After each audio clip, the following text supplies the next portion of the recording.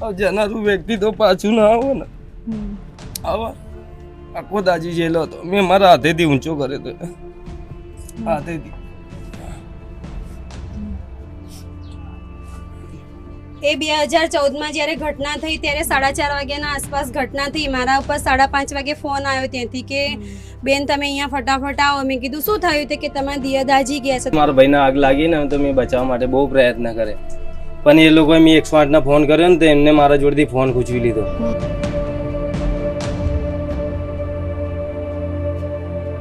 એમને જ્યારે કામ કરતા હતા ત્યારે એમની 14 વર્ષની ઉંમર હતી અને અમે કારખાનાવાળા બેન જોડે મારા ઘરવાળાએ 25,000 રૂપિયા ઉસી ઉધારના લીધેલા હતા. રમીલાબેન છે કોણ એક્ઝેક્ટલી તમે એમને એ ઓળખો છો? લલિતભાઈ અને જે લલિતભાઈ છે એ કારખાનાનો માલિક હતો અને આ ભાગીદારીમાં ગુબ્બા કામ ચલાવતા હતા. સરકાર જે છે ને એને અમને ન્યાય નહીં અપાયો, સારો ન્યાય નહીં અપાયો કે દોષીને કોઈ સજાય નહીં આપી.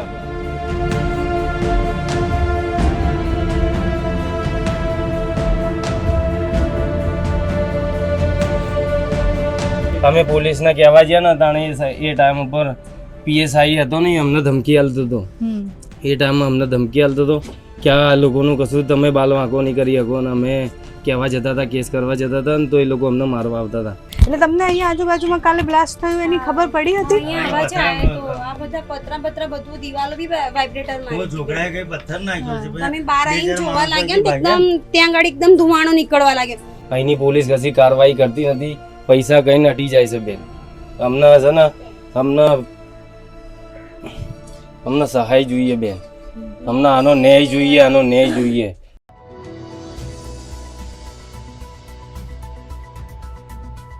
ગઈકાલે રામોલ પાસે ફટાકડા ફેક્ટરીમાં આગ લાગી. જ્યારે આખા વિષય પર તપાસ કરીએ તો ખબર પડે છે કે ફેક્ટરી આજની નહોતી ચાલતી. એટલે 2014માં પણ એકવાર આવી રીતના જ બ્લાસ્ટ થયો હતો અને બ્લાસ્ટ પછી એનું લાયસન્સ રદ કરી દેવામાં આવ્યું હતું. છતાં પણ એ ફેક્ટરી કેમ ધમધમતી હતી એ મોટો પ્રશ્ન છે. બ્લાસ્ટ ગઈકાલે થયો, 9 જેટલા લોકો હોમાઈ ગયા, પણ એ આઘાત અત્યારના નથી. 2014માં જ્યારે આગ લાગી હતી ત્યારે પણ એક વ્યક્તિનું મૃત્યુ થયું હતું. વિજયભાઈ એમનું નામ છે અને વિજયભાઈ ચુનારાનું મૃત્યુ થયું એના પછી એમના પરિવાર સુધી અમે પહોંચ્યા છીએ વાતચીત કરવા માટે. આખી ઘટના સમજવી છે કે 14 પછી આટલા ગહેરા પ્રત્યાઘાતો પડ્યા પછી પણ આપણી આંખ કેમ નથી ઉઘડતી. આ પરિવારના લોકો છે જેમાં એમના ભાભી છે, ભાઈ છે અને એમની સાથે એ જ સમયે જે વ્યક્તિ હતા એમના ભાઈ જે છે એમની સાથે વાત કરીશું. આપનું શું નામ છે? ચુનારા વર્ષાબેન નરેન્દ્રભાઈ. અને વર્ષાબેન, વિજયભાઈની ઉંમર શું હતી એ કામ કરતા હતા ત્યારે અને આખી ઘટના શું બની હતી 14માં? એમને જ્યારે કામ કરતા હતા ત્યારે એમની 14 વર્ષની ઉંમર હતી અને અમે કારખાનાવાળા બેન જોડે મારા ઘરવાળાએ 25,000 રૂપિયા ઉસી ઉધારના લીધેલા હતા. તો મારા દિયર તો સ્કૂલ જતા હતા, 8મું ધોરણ સરકારીમાં ભણતા હતા, 8મું ધોરણ એમને. તો ઘરે આવીને દાબ ધમકી આપવા લાગ્યા કે ભાઈ 25,000 તાર ભાઈ લઈને જતો રહ્યો એની સાસરીમાં, તો તમે બંને ભાઈ અમારા જોડે કામે આવો, જ્યાં સુધી 25,000 તમે આપશો નહીં ત્યાં વસૂલી અમારી થશે નહીં, ત્યાં સુધી તમારે કામ અમારું છોડવાનું નથી, ત્યાં સુધી અમારું કામ તમારે ચાલુ જ રાખવાનું છે.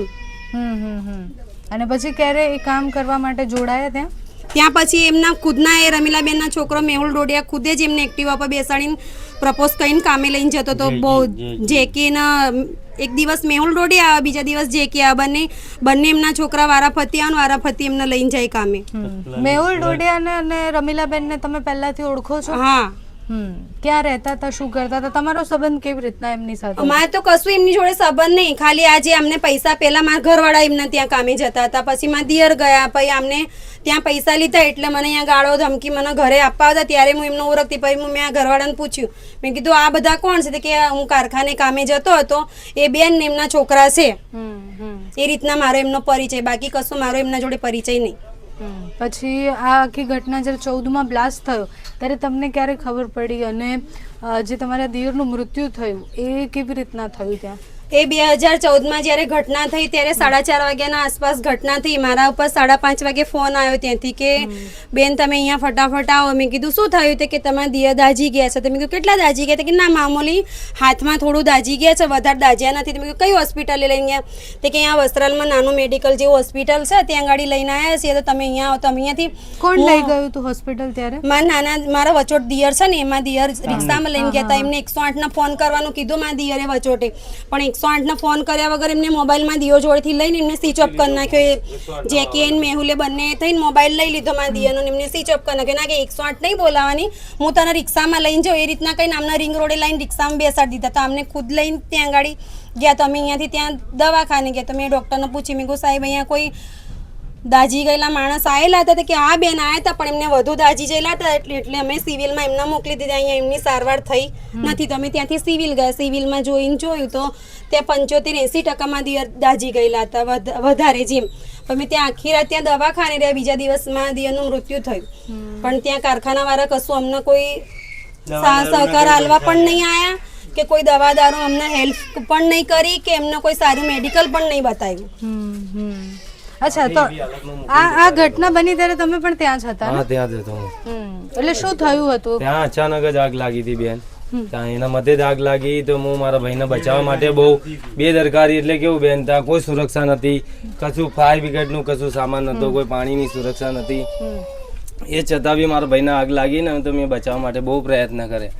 પણ એ લોકોએ મેં 108 ફોન કર્યો ને તો એમને મારા જોડેથી ફોન ખૂંચવી લીધો. એક બે વ્યક્તિ હતા, મેં કીધું કે મને મારા ભાઈને 12 સુધી મૂકી જાઉં, 108 12 સુધી આવી જઈશ. તો એ લોકોએ ફોન ખૂંચવી લીધો. મને કે તારા ભાઈને હું બચાવી લઈશ, કે તું ટેન્શન ના લઈશ. તો મને એવું લાગ્યું કે મારા ભાઈને બચાવી દેશે ને આ લોકો. એવી રીતે કરીને હું મારા ભાઈને રિક્ષામાં બેસાડીને લઈ ગયો વસ્ત્રાલ. તે લોકો અહીંથી પછી મને ત્યાં સિવિલ લઈ ગયા. સિવિલમાં મને મારા ભાઈને એવી હાલતમાં મૂકીને એ લોકો ભાગી ગયા. એ લોકો ત્યાંથી જતા રહ્યા. મને કે તારો ભાઈ બચી જશે, પણ અમને એવી હાલતમાં મૂકીને જતા રહ્યા ને અમારે કોઈ મારા ભાઈની કોઈ સારવાર નતા કરતા. આગળ નથી લલિતે આવ્યો, નથી રમીલા આવી, નથી જેકી દોડી આવી, નહીં આવ્યા. તો મેહુલ અને રમીલા આખું સંચાલન કરતા હતા? હા, સંચાલન ગેરકાયદેસર સંચાલન કરતા હતા. અમે પોલીસને કહેવા ગયા ને તાણે એ ટાઈમ ઉપર PSI હતો ને, અમને ધમકી આલતો હતો. એ ટાઈમમાં અમને ધમકી આલતો હતો કે આ લોકોનું કશું તમે બાલ વાંકો નહીં કરી શકો. ને અમે કહેવા જતા હતા, કેસ કરવા જતા હતા ને તો એ લોકો અમને મારવા આવતા હતા. એ ટાઈમમાં એ PSI અમને ઘરે આવીને ધમકી આલતો હતો. તો અમે શું બેન, અમે નાના માણસો છીએ. એ લોકોએ ધમકી આલીને અમે કેવા કે બેન, તાણે મારી નાની ઉંમર હતી, નાની હતી ને તો અમે ધમકીથી બી ગયા બેન કે આવામાં કોણ પડે. અમે અમારા આગળ પાછળ કોઈ નથી, મારા મમ્મી નથી, પપ્પાય નથી, અમે એકલા જ હતા બેન. અમે બે ભાઈઓ જીવન કાઢી ખાતા હતા. તેમાં બધી લાઈ હતી બેન. તમારા ભાઈને તમે જોયા ત્યારે શું થયું હતું? હા, જોયા તાણે એ આખા સળગી ગયેલા હતા. એ આગમાંથી જ નીકળીને આવ્યા હતા. એ આગમાં નીકળીને આવ્યા ને તો એ લોકોએ શું કર્યું, કારખાનામાંથી બધો સામાન હટાવી નાખ્યો અને ત્યાં આવીને પોલીસને બતાવ્યું. તો કશું પોલીસને એવું લાગ્યું કે કારખાનું સળગ્યું જ નથી, કે એવી રીતે બતાવ્યું, પંચનામું કરાવી દીધું. ત્યાં આગની ઘટના બધું સાફ કરીને મૂકી દીધું એમને. અહીંની પોલીસ કશી કાર્યવાહી કરતી નથી, પૈસા કહીને હટી જાય છે બેન. અમને છે ને અમને સહાય જોઈએ બેન. અમને આનો ન્યાય જોઈએ, આનો ન્યાય જોઈએ કે અહીંની પોલીસ પૈસા ખાય કેમ ન્યાય નહીં અપાવતી? અમારા જેવા ગરીબને સહાયતા કેમ નહીં આપતી?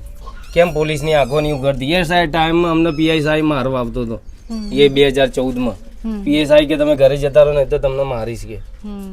એ PI ઉપર કાર્યવાહી થવી જોઈએ. તમારી સાથે ત્યારે કેટલા લોકો ત્યાં કારખાનામાં કામ કરતા હતા? અમે બે ભાઈઓ હતા અને બીજા 2 જણ હતા. એ તો ગામડે જતા રહ્યા. ત્યારે નાના પાયે કામ ચાલતું હતું કારખાનામાં? તાણે મોટા પાયે જ કામ ચાલતું હતું. તાણે વધારે ટાઈમ કારીગરો નતા આવતા.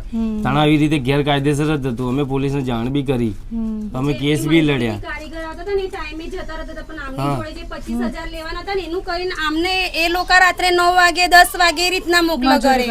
મજૂરી આમનો ટાઈમ વધારી દે. પેલા જે ટાઈમે આવ્યા હોય એમને તો મોકલી જ દે ટાઈમે, ત્યારે પણ મજૂર હતા જ, વધારે જ હતા. બેન થાય ને તો લલિતભાઈ અને જેકી ડોડિયા, હા, બંનેના ઉપર થવી જોઈએ.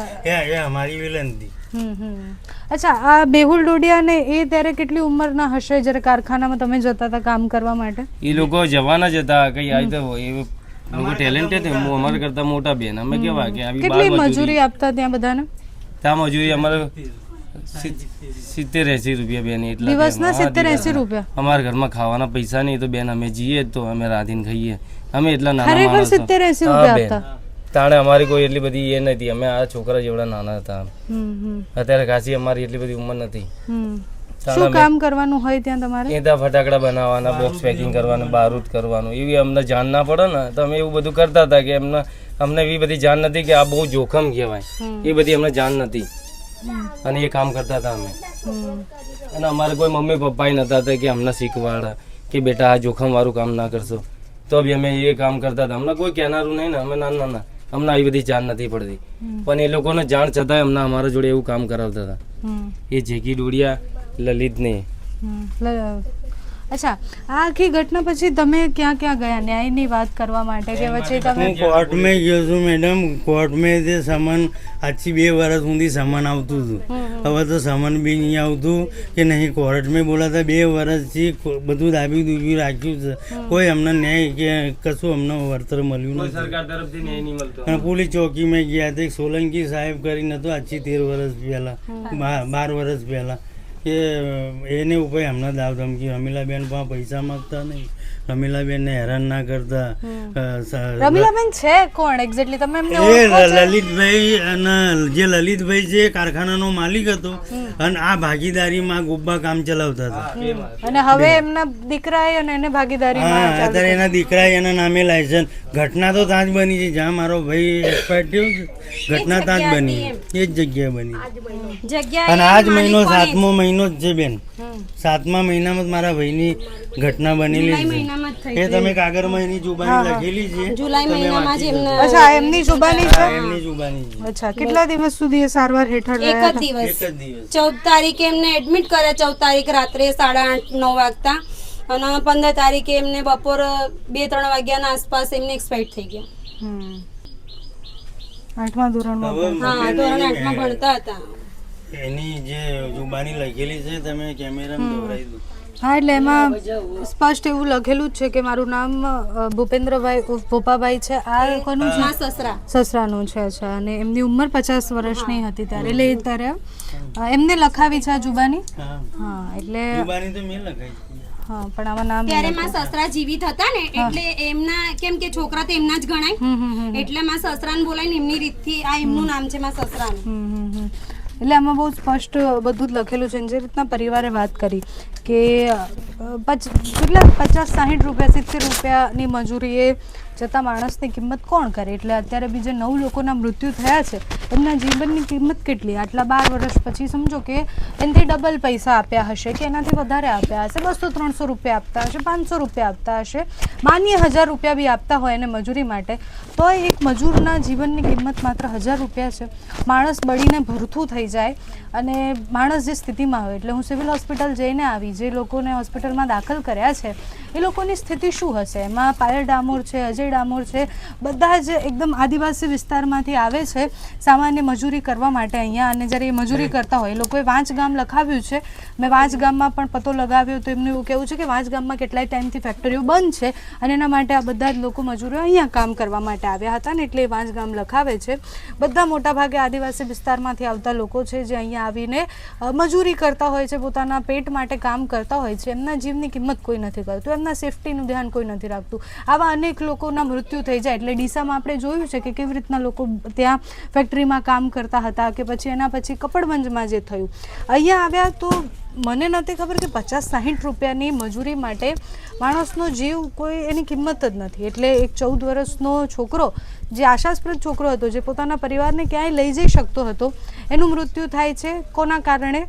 તો અમુક લોકો જેને ગેરકાયદેસર રીતના ફેક્ટરી ચલાવી છે, ધંધો કરવો છે, પૈસા કમાવા છે. કયા ભોગે પૈસા કમાવા છે? તો ગરીબ લોકોને મારીને પૈસા કમાવા છે. મેહુલની સાથે શું થશે? અત્યારે રમીલાબેન તો પોતે પણ હોસ્પિટલમાં છે, એટલે એ પણ કાલે ત્યાં જ હતા અને એમને એલજી હોસ્પિટલમાં દાખલ કરવામાં આવ્યા છે. એ લોકોની સામે કાર્યવાહી શું થશે? થોડા ટાઈમ પછી છૂટા થઈ જશે. પાછા આપણે બધા જે ભૂલી જશું કે આવી કોઈ આગ લાગી હતી. જે રીતના આપણે ભૂલી ગયા કે રાજકોટમાં ટીઆરપી ગેમ ઝોન અગ્નિકાંડ થયો હતો, જે રીતના આપણે ભૂલી ગયા તક્ષશિલા કેવી રીતના અગ્નિકાંડ થયો હતો, જે રીતના આપણે ભૂલી ગયા કે મોરબીમાં જે થયું હતું, જે રીતના આપણે ભૂલી ગયા આવી અનેક ઘટનાઓ કે ડીસાની ઘટના હોય જેમાં બૂમો પાડીને બધા જ બોલ્યા હતા કે આ દારૂખાનું છે, આની સાથે મજાક ન થઈ શકે, આને ગેરકાયદેસર રીતના કેવી રીતના કોઈ ચલાવી શકે. આમાં જો વધારે દારૂખાનું હોય અને એનો બ્લાસ્ટ થાય, એટલે કાલે જે બ્લાસ્ટ થયો એમાં પણ 5 કિલોમીટર દૂર સુધી અવાજ સંભળાયો હતો. એટલે તમને અહીંયા આજુબાજુમાં કાલે બ્લાસ્ટ થયું એની ખબર પડી હતી? અહીંયા અવાજ આવ્યો તો આ બધા પતરા બધું દિવાલો બી વાઇબ્રેટર માં છોકરાએ કઈ પથ્થર નાખ્યો છે. તમે બહાર આવીને જોવા લાગ્યા ને એકદમ ત્યાં આગળ એકદમ ધુમાડો નીકળવા લાગ્યો. તો અમારું આખું અહીંયા બધા અમે અહીંયા દેવી પૂજક જ રહીએ છીએ, તો બધા અમારા અહીંયાથી બધા ત્યાં જોવા જતા રહ્યા. તો ત્યાં જોયું તો બધું એકદમ બળીને ખાક થઈ ગયેલું તો બહુ જ જણ દાજી ગયા એમ વધારે. આ તમારા દિયરના મૃત્યુ પછી ક્યારેય આ મેહુલભાઈ કે પછી રમીલાબેન કે એની સાથે કોઈ કોન્ટેક્ટ થયો, વાતચીત થઈ? અહીંયાથી કોઈ જાય છે કામ પર ત્યાં? ના, અહીંયાથી કોઈ નહીં અમારે અહીંયાથી. અચ્છા, તો ત્યાં ખાલી આ બે લોકો જ ત્યાં પહેલા કામ કરતા હા, હતા? અમને જતા હતા અને બીજા બહારથી કારીગર લાવતા હતા. પણ મેં તમને શું કીધું કે જે બહારથી કારીગર લાવતા હતા એ હાજરી પર બેસતા હતા એટલે એમનો કલાક પ્રમાણે ટાઈમ જતો રહે એટલે ઊભા થઈને જતા રહે. પણ આમને જે પૈસા લીધેલા હતા એટલે આમના જોડે વસૂલિયત કરવા 2-3 કલાક વધારે કામ કરાવતા હતા એમનું. એટલે આ બંને ભાઈ વધારે ત્યાં આગળ રોકાઈ ગયા કે મેં 2-3 કલાક વધારે કામ કરીને જે મારા ભાઈના 25,000 લીધેલા છે એમાંથી જે થોડા ઓછા થાય એ રીતના. અચ્છા, તો એ 14માં જ્યારે એ ઘટના બની એના પછી આજે બી તમે જ્યારે યાદ કરો ત્યારે તમને શું દેખાય? મતલબ એ કઈ ઘટના શરૂઆતમાં તમે? મારો ભાઈ જ દેખાય છે કે મારો ભાઈ જતો રહેલો ક્યારે પાછો આવે. જનારું વ્યક્તિ તો પાછું ના આવે ને. આવા આખો દાજી જેલો હતો, મેં મારા હાથેથી ઊંચો કર્યો હતો, હાથેથી.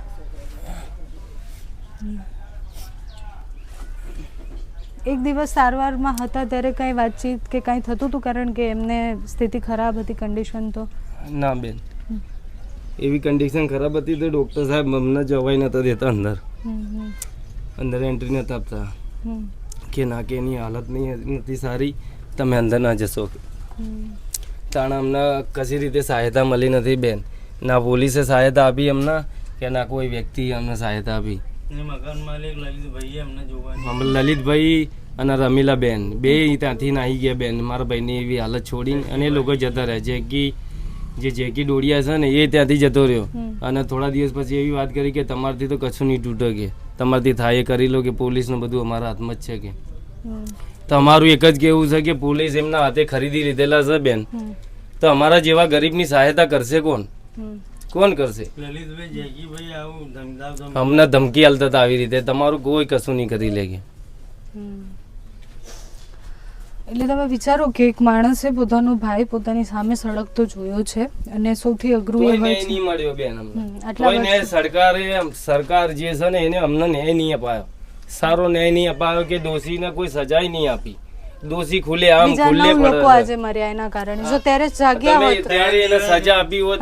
3 દિવસ બી એમને હિરાસતમાં નહીં રાખ્યા. એટલે એ જ કહું છું કે જો ત્યારે જાગ્યા હોત અને એકના મૃત્યુથી શીખ લીધી હોત તો આજે 9 લોકો અને બીજા 5 લોકો જે જીવન ને મૃત્યુ વચ્ચે ઝોલા ખાઈ રહ્યા છે એ જીવન ને મૃત્યુ વચ્ચે ઝોલા ના ખાતા. એ 70-80% એ બળી ગયેલા છે, એ જીવશે તો પણ કેવી રીતના જીવશે એની કલ્પના ન થઈ શકે. અત્યારે જે આંસુ દેખાય, મારી પાછળ જે લોકો ઊભા છે એ રડી રહ્યા છે, અહીંયા ઊભા છે બધા જ રડી રહ્યા છે. એટલે રડી રહ્યા છે કારણ કે એમને પોતાના વાલ સોયાને ગુમાવ્યો છે. કયા ભોગે, કઈ મજૂરીએ? આપણે મજૂરને માણસ ગણવાનું ક્યારે શીખીશું? આપણે એ કામ કરતા માણસને માણસ કેમ નથી ગણતા? આપણને કેમ એવું લાગે છે કે એની પાસેથી આ રીતના કામ કરાવી લઈશું કારણ કે એને પૈસાની જરૂર છે? પૈસાની જરૂર દુનિયામાં બધાને છે, બધા જ પોતાની રીતના કામ કરતા હોય છે, પણ એના જીવની પણ કંઈક કિંમત હોવી જોઈએ. આ લોકો સામે જો ત્યારે 2014માં એક્શન લેવાઈ ગયા હોત, એક મૃત્યુ પછી જો આપણે જાગ્યા હોત, આપણી આંખ ખુલી હોત, તો આ 9 લોકોની આંખો બંધ થાય એ આપણે ન જોવું પડતું. આ બીજા જે 5 લોકો અત્યારે એટલી ભયાનક હાલતમાં સિવિલ હોસ્પિટલમાં એમની ટ્રીટમેન્ટ થઈ રહી છે, એક વેન્ટિલેટર પર છે, બાકી જે મહિલા છે એ 90% સુધી દાજી ગયા છે, બીજા 70-80% દાજી ગયા છે. એ આ હાલતમાં આપણે ન જોતા. સૌથી અઘરું હોય છે કે બળેલાને બાળવું, અને જ્યારે આમના ઘરે જ્યારે મૃતદેહ આવ્યો હશે ત્યારે એમને કઈ કલ્પના થશે, કઈ રીતના એના પછીના કેટલા વર્ષોથી. એટલે આજે બી જ્યારે યાદ કરે છે ત્યારે એમને આંખમાં આંસુ આવે છે કારણ કે એમને જોયું છે કે શું બન્યું હતું.